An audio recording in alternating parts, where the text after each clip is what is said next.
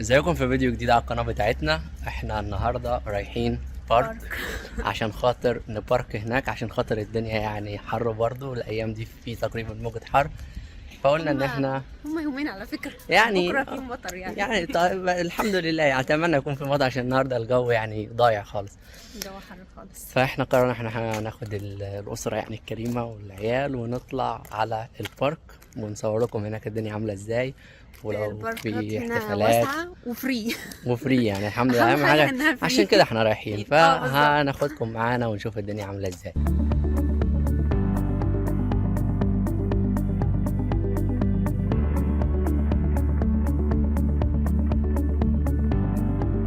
لسه واصلين دلوقتي، يعني خدنا في الطريق تقريبا لو 45 دقيقه يعني. هو في لسه الشمس يعني ما زالت شوية شمس، مش كتير يعني، بس في شمس الحمد لله. الشمس مش مخلينا نعرف نصور اصلا. بس في شمس، لا والجو يعني بدأ يتحسن شوية، و يعني هنحاول ندخل البارك دلوقتي. احنا في البارك المفروض ندخل كده يعني، تمام. احنا في الجانب الاخر دلوقتي داخلين.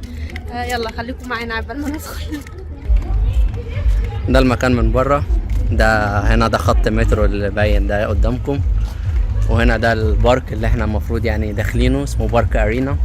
ده بارك جديد يعني، كان ريكومند من احد الاصدقاء المصريين يعني. بس ادينا داخلين هنا. احسن حاجه ان كل مكان بيكون ليه باركنج، وعشان خاطر النهارده يوم في ناس كتير جايه ويوم اجازه وكده، يوم سبت، ف يعني هم بدل ما بياخدوا فلوس على باركنج العربيات، مفيش يعني فلوس على الباركنج، وفاتحين البوابات وكله تمام. هنا احنا يعني خلاص داخلين من المكان اللي فيه الناس، تجمع الناس ده. والناحيه التانيه برضه هنروحها في يوم من الايام ونصورها ليكم برضه. هو تقريبا النهارده في حفله، عشان كده يعني في ناس كتير موجوده، فاتمنى ان محدش يكون متضايق واحنا يعني بنصور كده يعني. المهم يعني هو برضو هنا برضو من الحاجات الحلوه في روسيا ان كل مكان بيكون فيه زي خريطه خاصه بيه. يعني دلوقتي هنشوف الخريطه، وبيكون فيه حمامات. دي الخريطه، وهنا دي الحمامات موجوده، وهنا ده المدخل بتاع البارك يعني. احنا كده خلاص قربنا يعني من مكان الحفلة او الاستعداد. احنا مكناش نعرف ان النهارده في احنا مش حفلة، جايين الحفله والله، بس في حفلة كويسة باين عليها، الاستعداد شغالة للحفلة، ف ممكن تشوفوا معانا لو حابين. ف يعني مش عارفة شايفين ولا لأ، الكادر جايب تمام. الناس كلها هناك تستعد لدخول الحفلة. طبعا لو الحفلات والحاجات اللي زي كده بتكون مدفوعة. هو مش عشان مدفوع احنا مش هندخلها، بس عشان خاطر احنا ما كناش نعرف ان فيه يعني المكان اللي هناك ده اهو، ده اللي هيكون فيه حفله. هنا برضو من الحاجات الكويسه في روسيا ان بيكون في بارك للاطفال تلعب فيه وببلاش. يعني هنا بنلاقي ان في مراجيح، يعني هقرب منها شويه ونصورها اهو. يعني ده مكان الحفله اللي هناك، ممكن نتفرج من بره عادي لو عايزين، بس يعني احنا مش فاضيين للحاجات دي. ده البارك بتاع الاطفال، حاجه كويسه كده، والعاب ببلاش، وكله بيلعب بالدور عادي من غير ما يكون في اي مشاكل بين اي حد والتاني.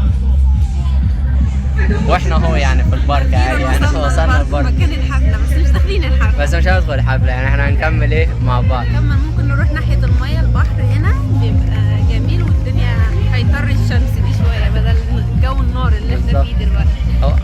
احسن حاجه هنا ان يعني بتلاقي ان يوم السبت لحد هنا الناس بتقدس الاجازه بتاعتها، يعني بيفضلوا قاعدين. لانهم هم حرفيا الاسبوع كله شغالين يعني. احنا الاسبوع كله شغالين برضه، يعني كنا بنشتغل ويك اندز برضه يعني. فهنا المكان بصراحه جامد ومكان واسع. انا اول مره نيجي يعني، مش هتكون اخر مره، لان يعني انا عجبني المكان خالص. المكان تحفه بجد. فخلينا كنت هنا على البحر بدل الحر اللي في مصر. بحل في مصر، حل في البلد العربيه بشكل عام. هنا في موسيقى شغاله، استعداد للحفله بالظبط. بس هنا برضه الناس بتحب ان هي تخرج يعني، ومعاها الحيوانات بتاعتها، يعني كلاب وقطط، يعني بيهتموا بالحيوان شويه يعني. الحيوانات الاليفه خالص. يعني لازم يكون في كل بيت حيوان، كلب او قطه يعني. او كلاب يعني. هنا الاطفال بتلعب، مكان رايق يعني تجيب فيه ابنك او بنتك يلعبوا فيه. لكن الفكره كلها ان هنا في روسيا الشتاء هو اللي بيهيمن على كل حاجه، عكس الصيف يعني. بيكون الجو حلو والناس بتطلع، لذلك تلاقي في ناس كتير، لان بعد كده مش هيكون في الاجواء دي. هنا طبعا الناس يعني بتشتري حاجات يعني، والاسعار يعني معقوله مش غاليه. دلوقتي احنا داخلين على اكتر حاجه محببه لقلبنا صراحة البحر، بس المرة دي هتشوفوا البحر عكس المرة اللي فاتت يعني. دلوقتي يعني في ضوء وده مش نفس المكان اللي كنا فيه يعني، بس عموما البحر هنا بيبقى حاجة جامد يعني بمعنى صح، خلاب لدرجة العذاب. خلاب لدرجة. هنشوفه مع بعض دلوقتي، احنا داخلين عليه يعني. هقلب لكم الكاميرا وهتقدروا تشوفوا معانا. طيب بصوا يا جماعه، انا ما كنتش متوقع ان عدد كبير من الناس هيكون موجود كده، وان البارك هيطلع حلو خالص كده. البارك واسع بطريقه فظيعه. فهوريكم منظر حلو خالص دلوقتي. هم طبعا هنا الناس طبعا جايه بما انه اجازه وويك اند كده، فهم بيستغلوا الوقت ده وبيجوا مع عائلتهم وكده. ففي منظر حلو خالص انا حاباكم تشوفوه. المنظر ديت هو هنا، شايفين؟ مش عارفه ايه الجمال ده، ايه جمال الطبيعه ده.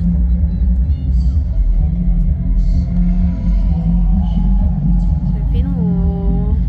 السانسيت قرب خلاص، وهنا هنلاقي ماريو.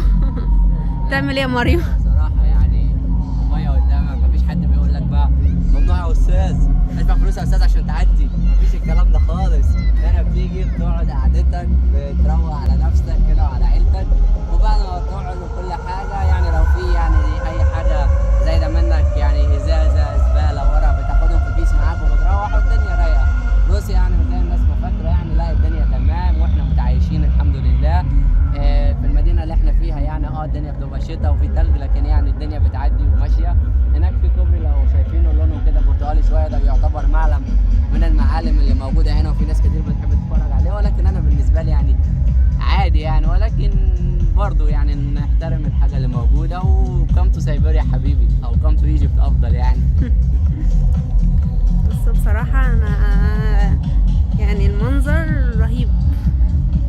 هو احنا هنا اتعودنا على ده بصراحة، بس يعني اللي بيجي جديد بيبقى منبهر خالص يعني. طبعا كل ما تمشي كده هتلاقي مية، البحر بمعنى اصح، فحاجة حلوة خالص. فانا بالنسبة لي يعني انا حابة الجو ده. لو الجو يبقى شمس، بس مش الشمس اللي هي اول يومين دول، والواحد يجي كده زي ما بيقولوا الضفايد هنا في روسيا يعني بيسترخي وريلاكس كده.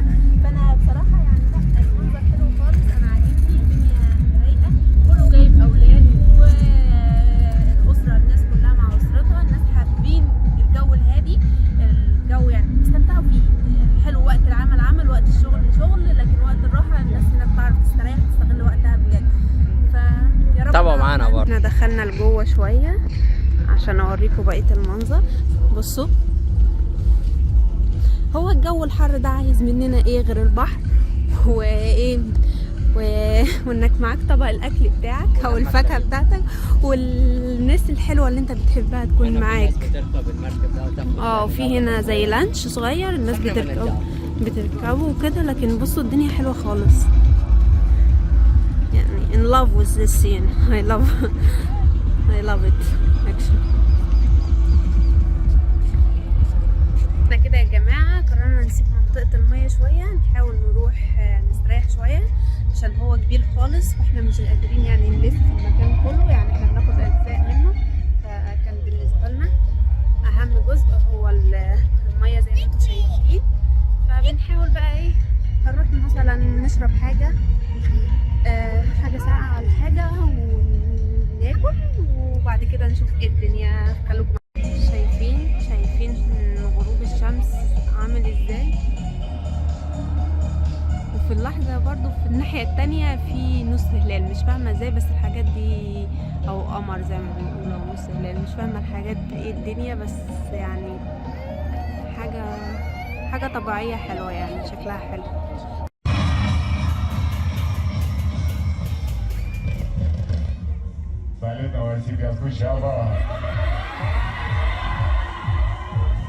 Давайте все поднимем руки.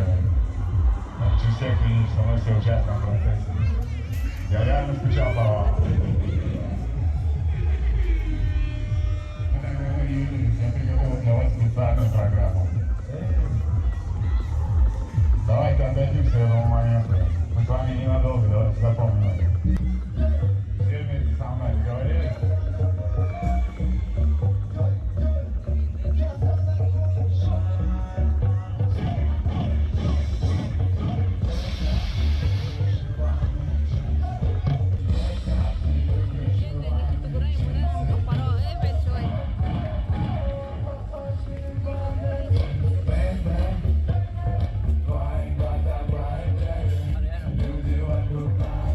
فأهم حاجة في الدنيا دي يعني أنا أنصحك نصيحة يعني.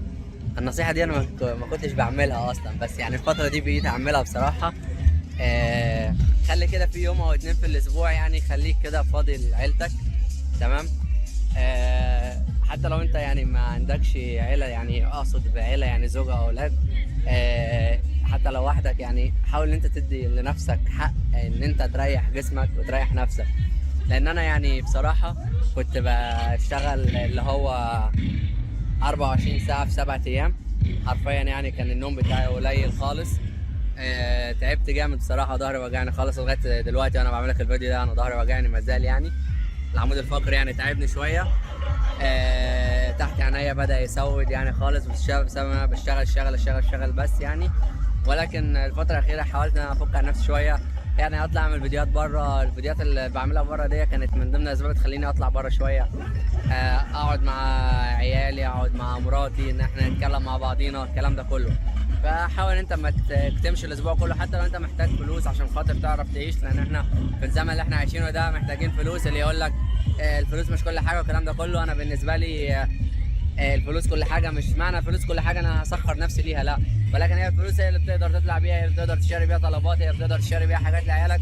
ولكن في الاخير احب اقول ان ربنا هو اللي بيبعت، يعني ربنا هو اللي بيبعت لك رزقك، وربنا مش بيسيب حد. وزي ما دايما والدتي بتقول لي ان ربنا خلق العصفور وما نسيهوش وبيطعمه. يعني ربنا يرزق. مش معنى كده انت تقعد الاسبوع كله طبعا ما تعملش حاجه، لا، لازم تعمل حاجه يعني وتشتغل، بس يعني ادي نفسك يوم او 2 كده راحه.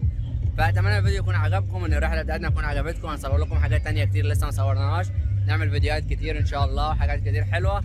فتابعوا معانا، اعمل لايك على الفيديو واشترك في القناه وظبط الدنيا وروق علينا واحنا نروق عليك ان شاء الله.